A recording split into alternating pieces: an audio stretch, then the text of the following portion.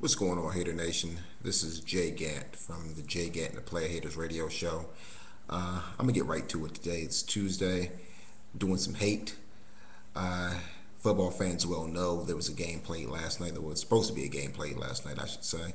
FedEx Field, the Washington Redskins versus the Philadelphia Eagles at home. It didn't really seem like too much of a game. The Redskins were dismantled by the Philadelphia Eagles in a way that a team should not be dismantled.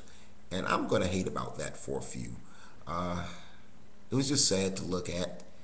Leading up to the game was a lot of anticipation. Donovan McNabb was just signed to a 5-year extension. The Redskins have just came off their bye week, giving them another week to practice to prepare for the Eagles. Everyone knew Michael Vick is a hot quarterback, probably the hottest quarterback in the league. And it seems like they did not properly prepare for that game. First pass of the game, Vick to Deshaun Jackson for an 88-yard touchdown. And the next four possessions equaled touchdowns, touchdowns, touchdowns, touchdowns, touchdowns. I know folks who left when the first quarter of the game wasn't even over. Granted, it was raining, but it was raining touchdowns as well. The Philadelphia Eagles really did put it on the Redskins. Now, those who know me know that I'm a Redskin fan diehard, and I will still be a Redskin fan diehard. I've been a Redskin fan since 1975, and there's a few things that life won't change. I will always pay taxes. I will have to die sometime, and I will always be a Redskin fan. So I'm just letting all you all know all the messages and everything like that, they don't really get to me. What gets to me is seeing a professional team fold like they did. Now, they played with a little bit of pride in the end. Now, I ain't going to say in the end. They realized the defense was being overwhelmed. The offense did manage to score some points. Not enough, obviously not enough. The defense looked like it was a high school defense out there. But on the matter of professional pride, how do you really allow a team to beat you that way? I don't really get it. And I know there's folks in this NFL circle, they know each other from a while back, and after the game, everybody's hugging, everybody's handshaking, good game, and they go out to eat, they go out clubbing with each other. I'm sorry, I'm a competitor, and if someone beats me like that, last thing I want to do is shake your hand. Call me a bad sport. Some things won't change. That's one of them. You beat me like that, I really don't want to talk to you right now. Let me go shower, do what I got to do, and get over this loss. I'm not really trying to be your friend. I'm hating on that aspect. You just got your butts, I'm trying not to curse here, just got your butts handed to you. And now you're buddy with the Eagles. Forget that. Forget that. Because right now, as fans, it seems like we care about this team more than some of the players do. Now, then don't get me wrong. I'm not saying it's all the players, but it's a lot of them.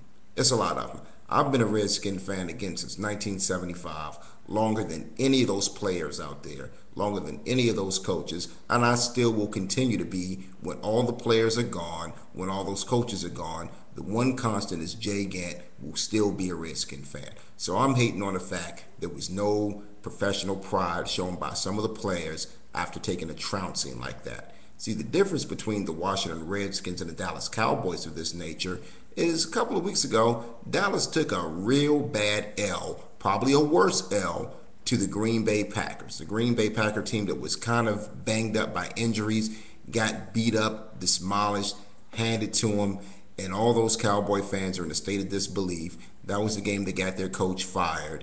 And now you have a lot of Cowboy fans who, I understand misery loves company. They want to include the Redskins in their stats. But guess what?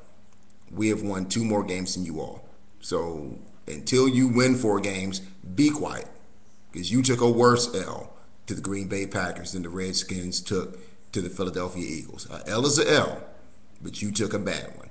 Another thing I want to hate on right now is players who really don't appreciate what they have. There's a lot of players out here making a lot of money. I would love to trade salaries with an NFL player. But guess what? I have a real job. A real job. You play football for a living.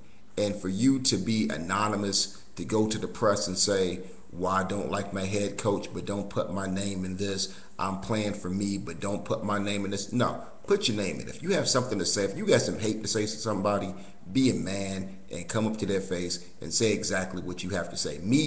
And like I said, it's about the Minnesota Vikings. They didn't want to say they didn't like Brad Childress. They hate their coach. Guess what? Brad Childress, the coach, probably doesn't like you either. So guess what? The feeling is probably mutual. But be a man about it. Go to his office, knock on his door, say, Coach, I'm not feeling how you're doing XYZ. Coach, I don't think we're on the same page as this. And right now, you know he's the boss. Don't be a punk and want to leak it to the media that you don't like what's going on. You hate this man. You hope he gets fired. You can't wait till he goes down. That's a real punkish. A lot of the Dallas Cowboys kind of did that with Wade Phillips also. He wasn't strict enough. He let us do this, that, and the third. But guess what? He wasn't making you snap that ball. He wasn't making you catch that ball. He wasn't making you run. You all do this on your own. And for you all to lay down so this man wouldn't be hired or would be released is petty.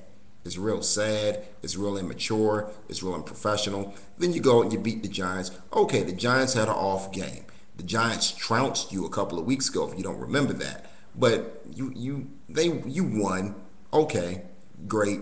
But what happened? What happened with the previous 8 games that you just totally laid down for? Don't act like, yeah, since you have a new coach, this guy's been there forever. Jason Garrett has been there longer than Wade Phillips. So it's not like you have a new philosophy.